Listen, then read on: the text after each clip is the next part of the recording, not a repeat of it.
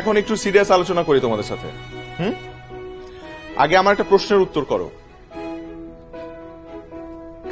আচ্ছা, তোমাদের সবার তো এখানে গ্রাজুয়েশন কমপ্লিট, রাইট? তো কারা কারা লাইফে চাকরি করতে চাও, হাত তোলো। বাহ, অলমোস্ট সবাই হাত তুলেছে। শুধুমাত্র তুমি তুমি আর তোমরা তিনজন বাদে, রাইট? ওকে, হাত নামাতে পারো।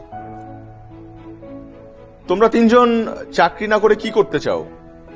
বিজনেস। বিজনেস, ওকে।